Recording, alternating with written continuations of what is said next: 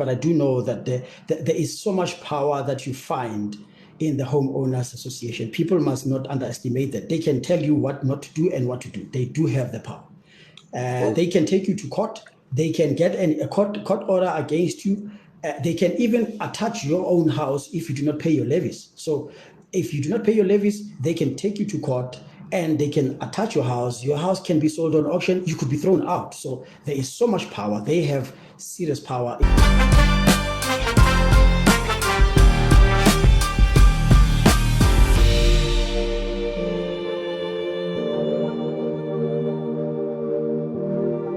Today, guys, very super exciting. Today we are going to be talking about mistakes or what to look out for basically as a first-time home buyer, right? The common mistakes one has to avoid. That's what we are talking about, and we are joined by Mr. Mpho of Indigo Beans Property Group.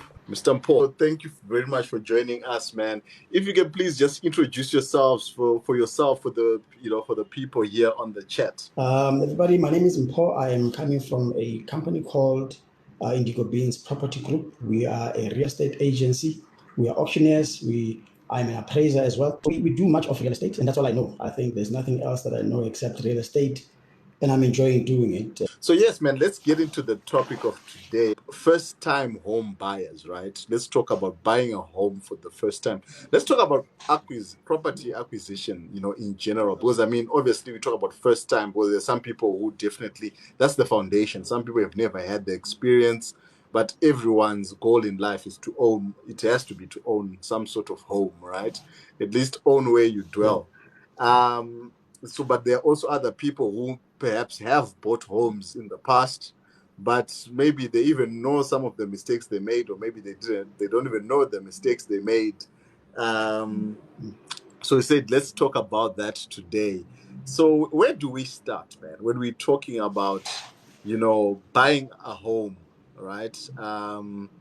Where do we start? And you can also tell us your experiences as well, as we go along. Perhaps what I could start with is to speak about, when people buy properties, there's this misconception that when you buy a property using a bond, the property is, you don't own the property, but the bank owns it. That is not true, because when you buy a property using a bond, the bank secures their loan, their money using that property. So you literally own that house. It is your house. You can extend it if you decide to do it. You can sell it if you decide to sell it. So you don't have to consult the bank anytime you need to make any decision regarding that property. It is yours.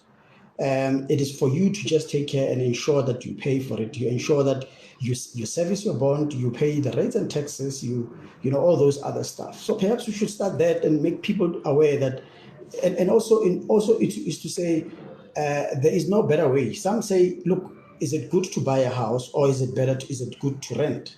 I don't think there is a better way. If you can afford to buy a house, buy a house. There are reasons why people buy houses, and there are also reasons why people rent these houses. So if you feel you want to buy it, buy it. But I think also maybe we should talk importantly around what to do at the beginning. You deciding you want to buy a house. What is the first thing that you need to do? I believe that the first thing is to check how much, if you do qualify for a house, and there are tools that people can use to check if you are going to use a bond. Check with the credit bureaus. You are given a chance every year. Every one of us is given a chance to pull up your credit record and to check whether you are what is your financial status, because those things do speak to what you end up paying for a property, or what you end up paying for your interest. If you are a bad payer, you may be granted a bond, but you end up paying a lot more on your rates and on your interest. So it's better to pull up your credit record. If there's things that you need to fix them, and ensure that by the time you are able to apply for a bond, you've sorted those things. It doesn't help rushing to go and buy a property and then ending up with a high interest rate, and then you end up not being able to afford this. So it's important that people check that. And also your credit worthiness is, I'm sure even in our businesses, we know your credit score is your gold. If you're not taking care of your debts on time, you may not even get a job. For you to even get a job, they will sometimes check your credit record. So I do believe that people must ensure that you check all those issues and ensure that you are ready. And of course, there will be other things that we're going to talk about as we go along. Awesome. So typically, I think, just if I can just ask, how long does it typically take for one to pay off a bond? In a normal, they give you a bond of 20 years. It takes 20 years. You can. However, there are instances where the bank can give you a 30-year bond. It's all up to you. If you want to pay off your bond earlier, you can pay extra. No one stops you from doing that. You can, every month, instead of you paying a certain amount, add 1,000 rands on top. You will not believe how much difference it makes when you're adding a little bit of money into your bond. Those 1,000 rands that you used to spend for entertainment, if you put them into your bond, they change the whole picture. They reduce the interest you pay. They also reduce the term of your payment. So it all depends. I think it's all about it's a decision that one can make to say, look, I'm going to pay the bond and I'm going to add extra on paying off the bond. You will see you will end up paying a lot less. So I guess that's the other thing that I was going to ask, because people say different things, and I know you are really into a property, as you're saying, people say different things. Others will say, is it even worth it to pay off your bond? Let's say you get a windfall, or is it better just to ride on the debt and do that other things with that money? People say different things. You even talked about the one about owning versus renting, and as you rightly said, it's about looking at your own particular situation, right? But what are your thoughts on that? I think whether you pay off your bond or you don't, it all depends on your personal circumstances. We always want to be put under pressure by other people telling you, no, do not pay off your bond or pay it off or do whatever. If it's preferable for you to pay off the bond, you have reasons why. Everybody will have a plan. I can't make my plan your plan and say, look, I want to pay off my bond in 3 years, or I'm not going to pay it off. I'm going to keep it running so I can be able to benefit of it and I can save money using my bond. Those are things that people must decide what to do. You can't just make it. It depends on your personal circumstances, and other people are saying it is for business reasons. I will not pay off my bond. I will use my bond account to save money, and I will also use that money as I go along. It's all up to you. Of course, there are benefits and there are disadvantages for doing that. Awesome. Samantha, thank you for the like. CPG, thank you for the like. Sunday Favor, thank you for sharing the live. Tina, good morning to you. Nolo, good morning. Good morning, Mr. Chilidzi. I've got a question here from Tasnim. Morning, please advise if one should fix their prime rate or not. Remember, fixing your prime rate means it can prolong your repayment if you fix it. As everybody else, the interest goes up because it can prolong your repayment off. But the advantage of this is you may be having a stable payment. You can predict your payments as you go along. As it is now, we don't know. Next week, we may have a rise in the interest rate. And therefore, it means that everybody will end up paying more. So it all depends on whether it makes any sense to do it. I also don't want to say to people, look, fix it. If you fix it, you should have fixed it while it was low. What's the point of fixing it while the interest rate is high? What happens if the interest rate goes down and you fixed yours to a higher level? So it all depends on what a person does. And I think if you've got a very low interest rate, you can fix it. But what's the point if you're going to fix it at a very high and then we end up paying less? Some of us end up with a less interest rate. I remember during the COVID time, interest rate went down and people were enjoying the ride. And then suddenly it's going up again. Perhaps it should have been the time to fix your interest rate at the time. But what happens if I don't even think that we will have a lesser interest rate as we've had at the time. I don't think we will even have it anymore. I think this was just a history that happened. As we go along now, we're going to have interest rises. We're going to have those instances where interest rate is going to go up, and the issue of ESCOM, the issue of the economy, all those things are just affecting where we are going now. Awesome. I mean, from what you're saying, the big thing I hear here is you should have your own financial strategy. At the end of the day, you can't just implement things you're hearing on the streets. You need to have your own strategy, tied up, to what you want to do. But Sunday Favor, thank you for the likes. Tina, thank you for the likes. Mpoza, thank you for the likes. Lionel Cleo, thank you for the likes. I hope I'm saying that correctly. Or it's Lionel CPG, thank you for the likes as well. Good morning, Sunday Favor. Bridget, good morning. Good morning, Lawrence. Guys, let's just tap on our screens, right? If you want to like the live, just make the conversation bigger so other people can see this live. You can please tap on your screens. TikTok doesn't stop you. Fish, Sebo, Fish, good to see you, man. Since I haven't seen you in a long time. But anyway, thank you for coming through, Mr. H.14. I see your request. We're going to accept requests as we go along. So Mr. Mketwa, right? Puti, thank you for the likes as well. So you know what?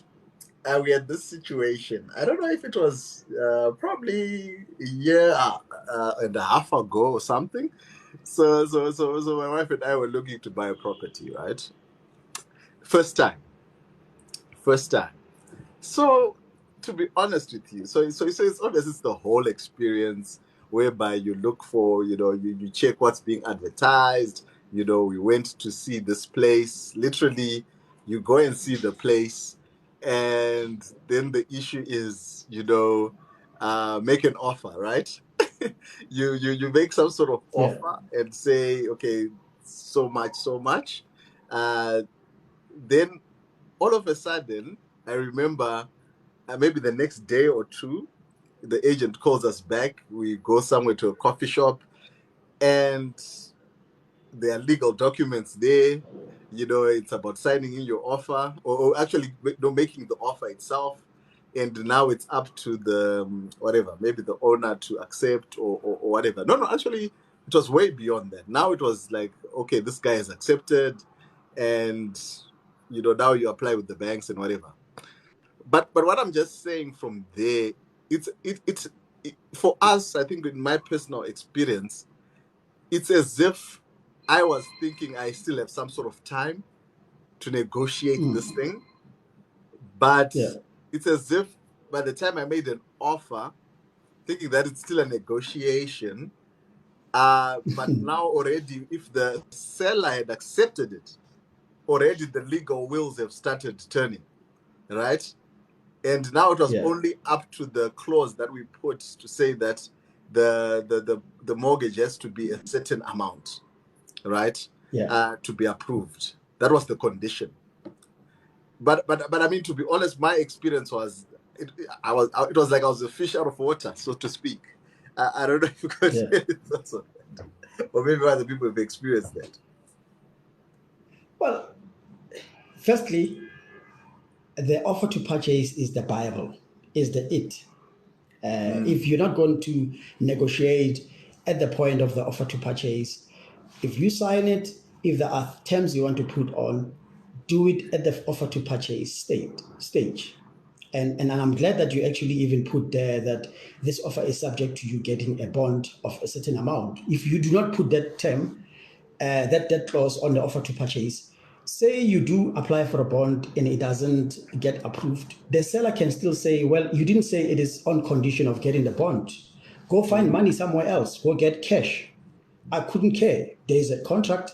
You didn't state clearly that this is depending on us getting a bond. So you could be held in breach on it. So it's always important if there are things that you want to negotiate. You can't wait and say, okay, let's wait and see. Maybe there will be a time where we can talk about this. No, at the point of signing an offer to purchase, that's where the issue is. Because everything that goes after that depends on what you've discussed at the offer to purchase state. If you have not added any term on it, the seller can say, no, we are not going to allow that because it was not discussed. This is not a discussion. You bought the house and the offer to purchase is the it. document.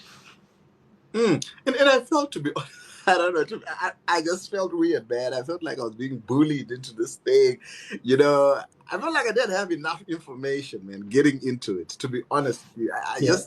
I just felt like I didn't have any much. So this is actually what this agent did, right? This agent, she actually says to me, so I'm like, I think, so I'm like, okay. I think when we then went, so after seeing the house, we then went to this coffee shop a day later, you know, with these documents, the offer to purchase, right? And I was like, okay, can we sort of, will the seller take how much or whatever? Then she said something to me Yeah. like, why do you come to see houses of this much if you don't have the money? Ah, it was like, I mean, like, and I was stunned, bro. To be honest with you, Yeah. I was just like, okay, let me keep quiet about this negotiation. But it was like some sort of passive aggressive thing, you know? So why do you come and Yeah. view property? It's like I'd wasted time to come and see this house, and now you guys are like backing out. And why do you come and see this house for so much? If you don't have the money, why did you even come? And I was like, yo, I don't know, man. Leonard is saying agents tend to have an aggressive approach to get you to sign. Dude, that's crazy, man. Man, I don't know, man. It was some sort of horrible experience, man. I think But it was a lady, no, you it know, was a if lady.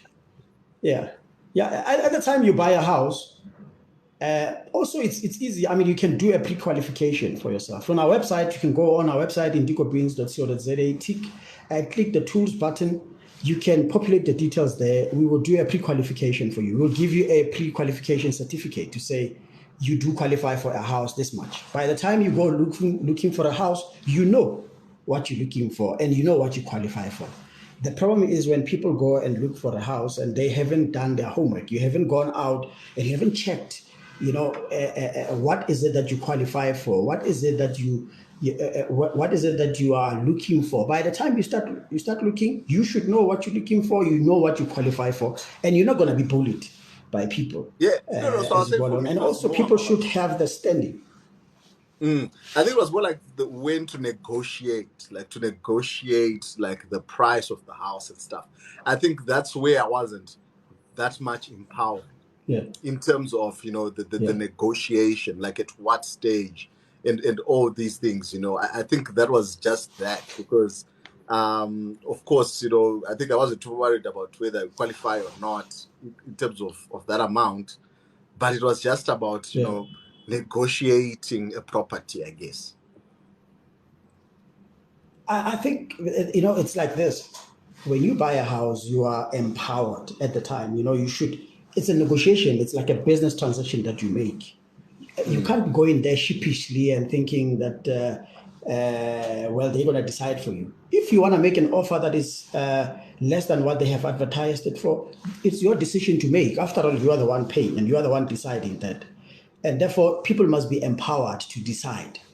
And this is what I want to pay. I'll tell you as an agent, look, I can present the offer, but it may not be acceptable. I can't Mm. refuse. If you say this is what I'm making an offer, of course I'm working on behalf of my seller, but I also have to present the offer as you put it and say, okay, this gentleman says he wants to make an offer this much, but I did tell him that you may not approve, you may not accept it. So people must be able to make that decision. So it's like you take responsibility for this.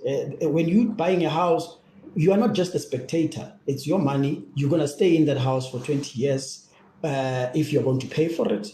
There are financial implications for it if you do not do it right. So people must be empowered and you must be bold to go buy a house. Just like when you go buy a loaf of bread, you know you're looking for a loaf of bread. It's as good as that. It's a transaction, Mm. it's a business transaction that you're making. And you're not making me a favor by coming and phoning me as an estate agent. I'm not making you a favor by coming there. I'm also looking for money. I'm looking for business, and it's an opportunity for me to come and speak to you. So I think it all depends on the attitude of agents that you deal with. If you've got a very bad vibe, unfortunately, you were just having a type of an agent there. I'm so sorry to hear that. Yeah, no, not all the agents. Of course, I think it was just. I think it was just. You know, she was playing a mind game, right? I think that's what she wanted. Yeah. She wasn't like, Yeah. you know, I'm going to go and present this. It was all like, you know, try to make us feel better. But it was just Get a job, try to make working on things, you know, other into Mr. A things. coming through. But anyway, Sunday Favor, thank you for the likes. Irene, Nokolo, Sebo, Chris, thank you for the likes as well, guys. We'll just keep on tapping our screens as many times as possible. TikTok doesn't stop you. As Chiliz is saying, the knowledge you give, you know, you have gives you confidence, and I think that's why we're having this live today. You know, so that you can have that knowledge, that you can negotiate. You know, you can walk away. You know, yeah, be confident. As you said, you know, you're not doing anyone a favor. You know, they want the business, right? They want the business. So we're going to go into some questions here. But I also just wanted to say, I think one other thing as well, which I wasn't, which I felt I didn't have much, you know, control over, or didn't have much power over, what was the attorneys, the transferring attorneys, you know, which were going to be used, right? Because when I spoke to the agent, you know, because obviously being in the field, I'm cautious about, you know, how much you pay depends on the firm you use, right? If you're going to go to ENS, you know, you're going to be paying. You understand? So that's one thing I wanted to sort of, you know, have some sort of control over, to say, okay, you know, which attorneys are being used for this, right? Which attorneys are going to be used. Then she says, unfortunately, the seller has already chosen the attorneys. You know, that's already you know, sorted out. Is that the case? Like, because obviously it does affect how much you're going to pay. You know, which attorneys are those? But to be honest, in my heart, I sort of felt like they also say the same thing to the seller. But anyway, you let us know. Let me put it this way. You are the seller in this case. Let's turn things around. You are the seller. You are selling your property. You want, by the time this transaction ends, you want to be paid. You will appoint your own attorney, isn't it? And that's basically the reason why people or the seller will decide who to choose. If you, Henry, if me as a buyer decide to choose my attorney, and then later when I need to be paid the proceed of the sale, your attorney disappears because I don't have a relationship with them, they have a relationship with you, and then I don't get paid my money, what am I going to do? That's the reason why the seller will decide to choose their own attorney. And that's basically the reason why we always are using, the sellers are the ones that decide, because remember, they want to be paid. And if they are going to say, okay, I'm going to use your attorney, I'm going to use Mpho's attorney because he's the buyer, and then my attorney decides, I'm not paying him, how are we going to deal with that? Because I have a relationship with my attorney, and then we decide we're not going to pay him. So he will always choose because of who he trusts. And that's basically the reason why the sellers are always the ones that chooses the attorneys. No. I mean, which does make sense, I guess, in terms of, you know, if you're going to put money into their bank accounts and all these things. But I think from my end, it was just also something, and I think everyone has to be wary about it, because in the sense that, you know, it comes with fees, right?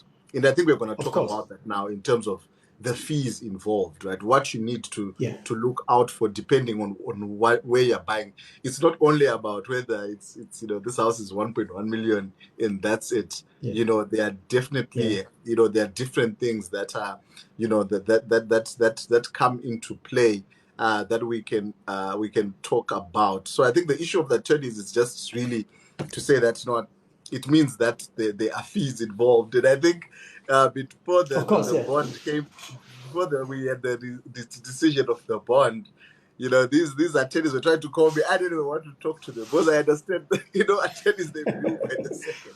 I just said, hey, don't talk to me as I'll talk to you guys later. Because it was like, I was like, let's I don't want to get a bill after. Anyway, it was obvious I didn't understand much, and it was my first time in the game. But I was just like, hey guys, don't even call me. Let's hear from the banks first whether these things are go. I don't want, you know, but anyway, it was just a interesting experience. But yeah, maybe you can go through maybe some of the costs involved. You know, what just, you know, obviously the bond, yes, you can be approved, but what are the other costs involved, depending obviously on the type of property you want? Yeah. So there is what is called the bond and the transfer fees, which are payable by the buyer. Unfortunately, even though you do not choose the attorneys, however, these things are all negotiable. I also want to say to people that do not just take a statement that comes from an attorney and you just like, okay, this is what I'm going to pay. Negotiate. Speak to the attorneys and see if they can't give you discount. You see, if you don't ask these discounts, they're not going to give it to you. They're not going to phone you and say, okay, can I give you a discount? Are you willing to take the discount or whatever? So if you ask for discounts, ask. They will give you that. Remember also when you buy through a bond, there is what is called a bond initiation fee, and that is actually paid on in addition to your bond amount. The bank would always add it up onto your bond. I also think that if you've got the money, rather pay this bond initiation fee. It's about 5,000 rands in many instances. It depends on the bank. If you do have that money, pay it. And if you do also have the money for a deposit, 10% deposit, 20% deposit, that gives you a very nice chance for you to be able to get a good interest when it comes to the banks. They are always happy to give you a very nice interest because you are sharing the risk with them. There's a difference between a transfer duty and the transfer fees. You buy a property of over R1 million, there will be a transfer duty. It is a tax that is payable to SARS that you are supposed to be paying. Now, even after you bought the property, you moved in, you must know that there are rates and taxes. There is electricity and water. There's levies if it's in a sectional title or a gated community, and there's also cost of maintaining that property. So people must be ready when you're buying a property. You must be ready. You must be prepared for all those things that you are buying, because these are things that are going to be. You do not be surprised when an attorney sends you a bill and say you need to pay. The one thing you must know. When you're buying a property through a bond, there will be two sets of attorney. There will be the bond attorneys, which are appointed by the bank. We don't have control on that. And there is the transferring attorneys that are appointed by the seller. Both of them, they are your responsibility as the buyer to pay. Wow. Yeah, I mean, there, guys, first time buyer, you definitely need to know about these things, guys. You need to know. Okay. Sakanipo, thank you for the likes. Thank you for the likes.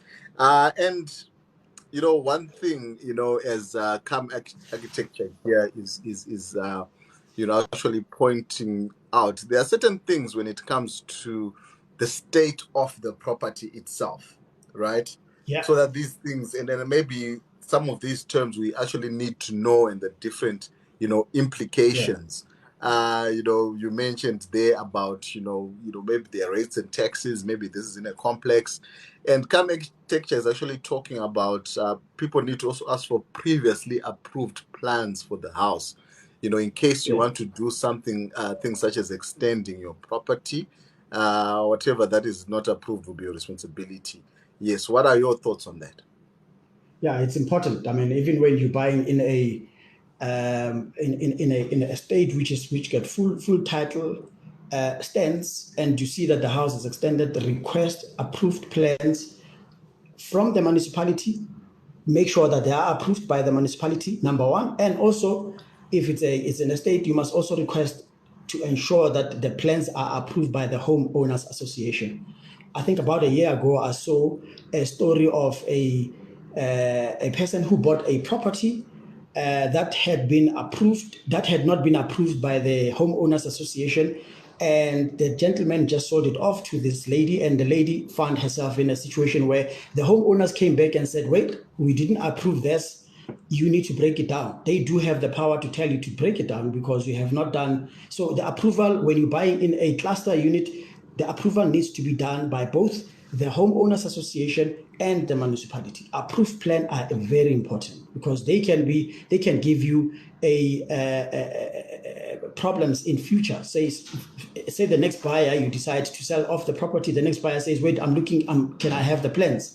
What are you going to do now? You find that the house is it doesn't have approved plans. Then you have a very big challenge for that. I mean, it's very, very important. And I think just, before we go there, let's just say, Batomile, thank you for the likes. Nolu, Malik, Malala, thank you for the likes. Everyone liking the live. Guys, you can like the live. You can just tap on your screens as many times as you want. please share the live as well. So there's also, it's also softer issues, I guess, as you are saying, when it comes to, these homeowners association. If you're buying in a complex, just to know, I mean, there are certain things that maybe if you have someone who likes hosting parties, you need maybe to ask certain things, right? That are these things allowed here, so that the rules, right? At what point do you think people should inquire about rules? Rules at the point of signing the offer to purchase. Get the rules, get the copy of the rules, and get the copy of the financials of the complex. It's important because you're buying an investment property, you're buying into a complex that is not, and you're buying a complex that is going down. You will only see that it's going down from the financials of the complex. At the signing of the offer to purchase, ask for that. Ask for that to say, please, can I have a copy of the rules? Can I have the copy of the financial statement so I can be able to see and ascertain? Because those also determine how much levy you will increase. If there's special levies, you will see. If there are levies that are going to be, or people are not paying the levies, remember in a community we share the costs of security, we share the cost, we own the common property. All of us are owning a portion of it. And if you're not, if you're buying in a complex that is badly run, it's going to affect you. In fact, some banks refuse to finance some complexes because of bad financial state they are in. So it is very important, but people must look at these things to ensure that you do not make that mistake. Wow, man. Okay, I think we need to elaborate further on this, because I was actually talking to someone, who said they bought a house, in a complex, only to find out that this homeowners association was in total disarray. Some people were not paying the rates and taxes, as you said, and all these things. Can you perhaps go into the implications of that? Because this is stuff which you're not going to have right off the bat. It's not stuff which is advertised. But please, just maybe if you can just go through the structure so that people can understand a bit more in terms of a structure of a complex, right? The governing of a complex and the responsibilities of that homeowners association and the implications when these things are not being done. I think maybe it really relates to services and stuff like that. For example, if you are buying in a complex that doesn't have good financial status, they are not going to be able to pay for security. They're not going to be able to keep the property clean. They're not going to be able to, and the values of that property goes down. Nobody wants to buy in a property in a complex that doesn't work. Maybe they don't even have a functioning homeowners or board corporate,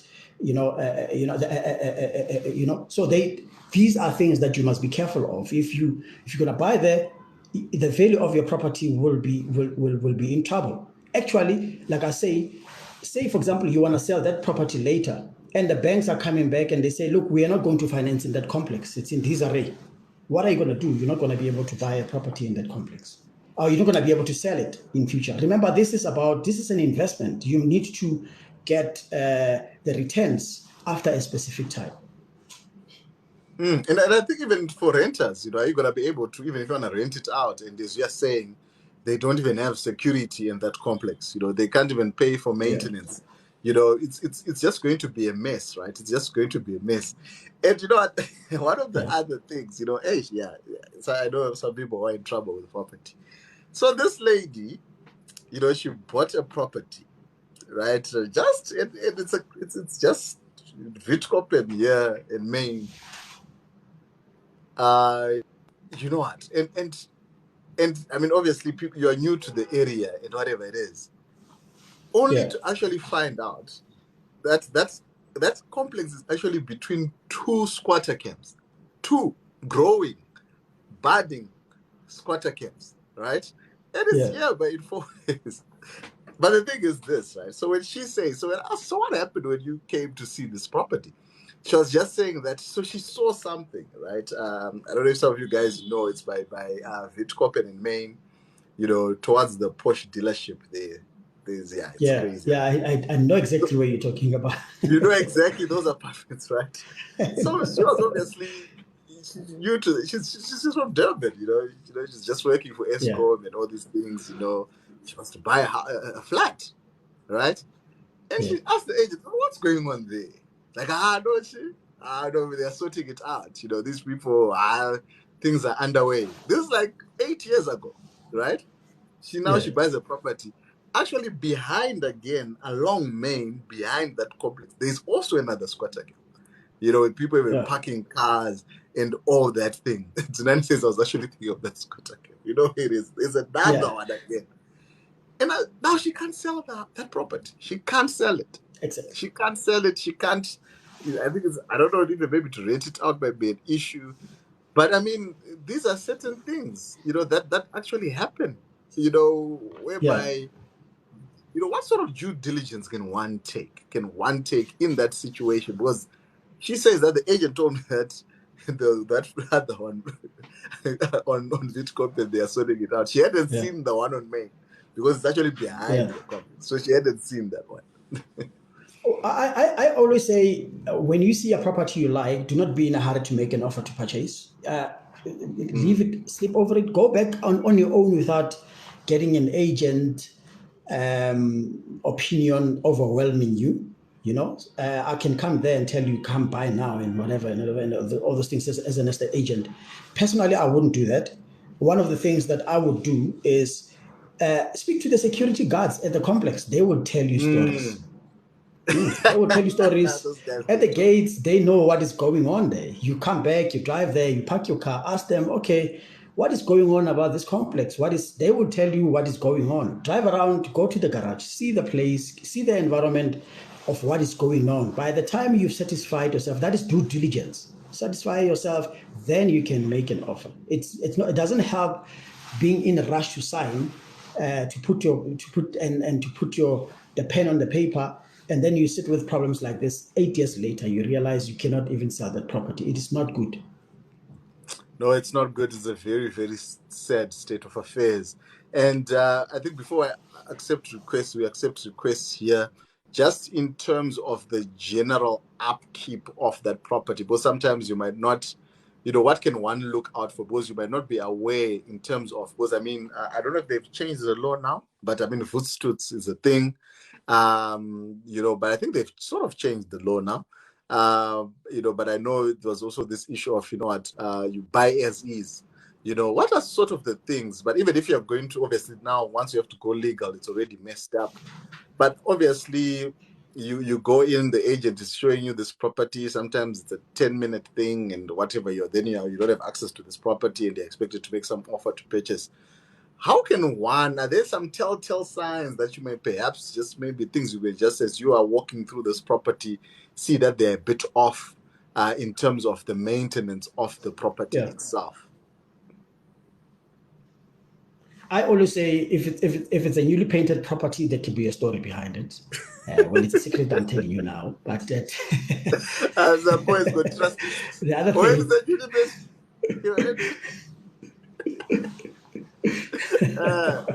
Wow. It's a newly painted property. There could be. It could be a story, and it's you can see if it's a really really newly renovated property. Look at behind, at the bathroom. If you see that there is a little bit of damp there, then there could be a property. Look at the ceiling. If there is a mark of water there, then you should know there could be a problem. The kitchen. Look at the top. Sometimes you find that the top has got water marks. Be careful that you do not have. So I always say to people, look at those issues. And there is also what is called a disclosure form that we always give to when we take the mandate from our buyers. Request that disclosure form, because that's where it is required that the seller must disclose what is wrong with the property, all those other things. You also have, as a buyer, have a right to get a property inspector to go look in the property. They can go into the roof, they can go into the ceiling, they can check what's going on and check the foundation, check all those things. Of course, it's going to be your cost. You're going to have to pay for all those things. But I do believe that these are services, extra services that a person can do in order to ensure that you do not find yourself that I think these are some of the services that are actually starting to come in. Getting a property inspector to look at it. I'm as an estate agent, I can't tell you what is inside the ceiling of a house, but I can only tell you of what is disclosed by the seller. And if the seller doesn't tell the truth, it can't be my problem. I think it's also your responsibility as a buyer to go and do extra mile. I mean, when you go buy a car at the auction, don't you go get your brother mechanic to go look at the car? You should do that. Maybe get someone, an inspector, to go look at the Sorry, we lost you there, sir. problems that are underlying. You don't know. So yes, I understand. No, you were saying something. We lost you a bit there. Oh, okay. I was saying that, for example, when you go buy a house at the auctions, I mean, you're going to buy a car at the auction, you do take a brother who's a mechanic. So why can't you just get an inspector, a building inspector, to go look in the house and look in the ceiling? Me, as an estate agent, I can't tell you what's inside the ceiling, but getting an inspector can do that. They can tell you, yeah, they can look at the foundation of the property. Is everything okay? I think it's always better to do that. So this is before you make the offer to purchase. You tell them, hey, I'm serious about this property. You can make an offer subject to you getting a inspector. So you can make an offer and say, look, this is subject to me getting my inspector to come look at the property. If my inspector finds that there's something wrong in the property, then I have the right to pull out, or I can negotiate the price. Awesome. So there's no pressure, like, there are other people who came today. Looking, no, there's no pressure. I have 10 people interested in this property. I'm going to say that to you, Henry, and all the time. I mean, of course, I'm a salesman. What do you think I'm going to say? I'm going to say to you, look, I've got 10 other people who are coming to look at the house. I'm a businessman. Man. I'm rushing for commissions. So what do you expect people to do? I think people must just take it as, as it is. It's the nature of the work that we do. We get paid by commission. The only thing is you just have to be calm about it. If someone says, I've got 10 other people, then it's fine. If you end up losing the house, it's still okay. It's part of life. You do lose this one, but you can get more other houses. Awesome. And people must not be emotional when you're buying a house. Stop being emotional about it. Yeah, if you miss I love it. If this is the house of your wife's dreams, hey, you'll be under pressure. Yeah, and maybe at night the wife says, you better make that offer, otherwise we are not going to sleep. Wow, that's crazy, man. Yeah. So we had some questions here. I want to accept some requests, though. I need to leave in the next 6 minutes here. Okay, Cleo was saying, if you don't have everyone has a credit score, one way or the other. You'll have a credit score. No, look, there are instances, Henry, where a person doesn't have a credit score. Oh, really? I'll tell you why. Because I didn't know that. Yes, if you do not have any debts, in your name, they will not be giving you any credit score. That's why when you're buying a house, sometimes I always say to someone, look, go get a cell phone contract and try and build up your score, because that score is what determines the interest that you're going to be paying at the end. Oh, yeah. So you could get a little bit of a debt, and then you build it up as you go along, and then by the time you are ready to buy, you go look for a property. Awesome. Okay, so you do it like a record in the system already. All right, no, I hear you. Yeah, I mean, if you don't have any debts, how are they gonna? Yeah. Okay, so Cleo is saying, can you do that without any record at all? To just say, okay, this is the first time? Cleo is asking, so are there instances where one can actually be approved even if they've got no history, any credit score? They can approve you with a very high interest because they don't know you. They don't know whether you. Yeah, wildcard. Yeah. So right. they can't give you. I mean, not having debts. This is the system how it works. If not having debt could mean that you are a bad payer, or not having debt could. So we don't know. They are going to assume that you may. For me, it's always better to check. Whether do your credit score, and then look at if you've got a very high credit score, very great, because the banks, when you submit an application, don't submit it with your bank. Some people will say, I'm taking it to my banker. I love that saying. I've got my banker. Great, you can do it, but what I if like your bank the gives you banker. interest rate? Yeah. Oh, it's like it's their friend. or I'll submit it with my financial advisor. So Man. it's a great thing to do, but I can still source you a cheaper amount, a cheaper interest with other banks. I mean, it all depends. You could be banking with FNB for years, and then you find that NetBank gives you a way cheaper interest compared to Yeah, what FNB does. So I mean, the people who gave us a better bond offer was not even our bank, But correct. anyway, Mpho, do you make an offer before or after you apply for the bond, or you must be pre-approved first? I think either way, right? But maybe Yeah, either as way you you can, said. but I think it's preferable to do a pre-approval. All right, Mr. H, Yeah, can I sell my house while I'm still paying my bond? And what do you retain in can. terms of value when you do that, sir? If you've been paying for the house, I mean, the property could have appreciated over time. 20 years is a long time. So you've paid for a house in 5 years.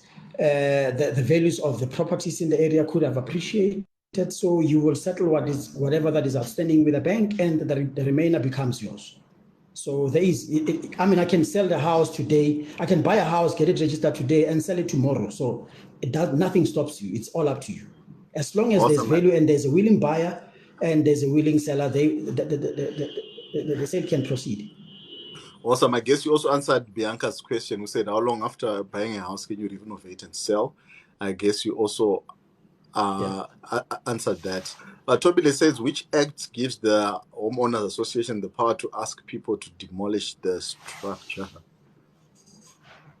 Yeah, I'm going to have to just go send it to you, Henry, because I do not have it by my head, but I do know that there is so much power that you find in the Homeowners Association. People must not underestimate that. They can tell you what not to do and what to do. They do have the power.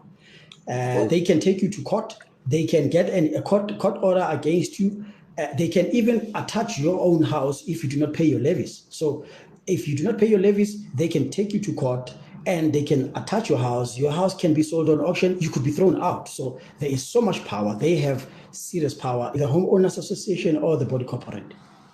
Awesome. Senti, thank you for subscribing, purchasing auto renewal subscription. So guys, you can actually subscribe to this lives. It's 99 Rand a month just to support the lives here. You just go to, on the, I think your top left, there it says Henry the Plug. You can click on that star and you can just support the lives, guys, and we actually have some interesting meetings for our subscribers only. Let's see, guys. I've got a few minutes here. Hey, sorry, we need to probably do another live. This is quite interesting. Claudie, how are you? Good day, and you? Awesome. Any quick questions there for Mr. Mpho? I'm good. Okay, I've already bought the property and I was presented with the certificate for electricity. I forgot the term. The compliance where can certificate. I get it? And I see they say from an electrician. Can I get it from any electrician, or it must be a specific electrician? And the other question is, I need an inspector to come and inspect the building that I've already bought. How do I go about? I don't trust the inspector that was sent from the bank. Okay, the electrical compliance certificate, I'm not sure whether you're talking about the one that you already have or you want to get another one in addition to this one. I want to get another one.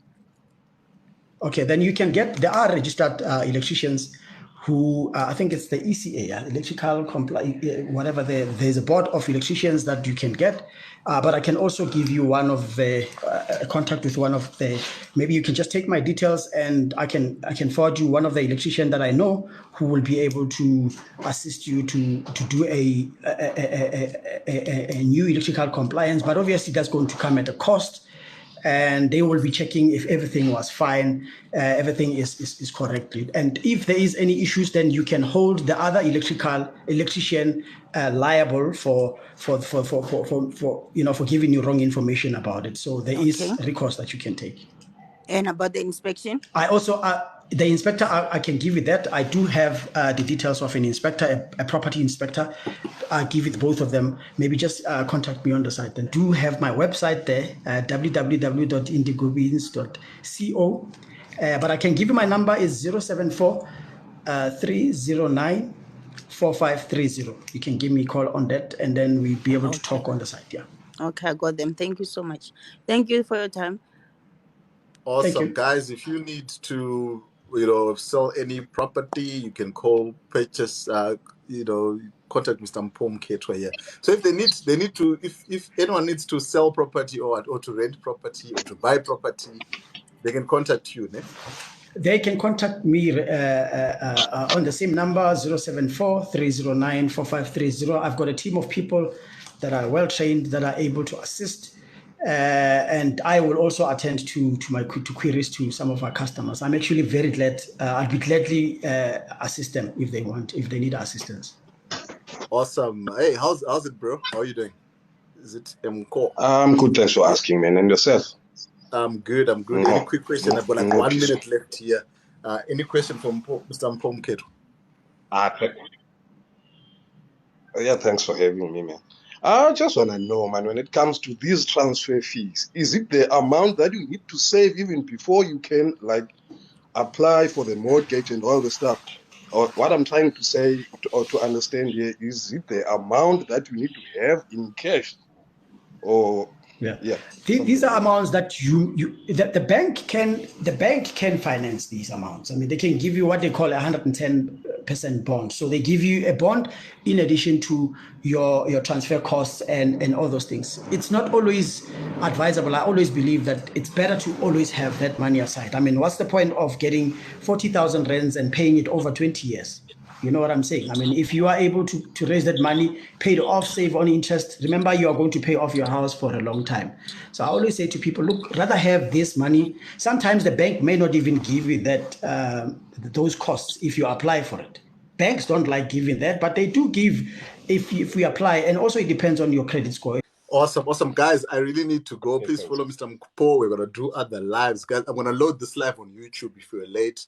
Subscribe to our YouTube channel. The link is in my link tree in my bio. And sign up for our WhatsApp group, Success Inspiration, Not Teaching England. We are doing a lot of interesting lives next week.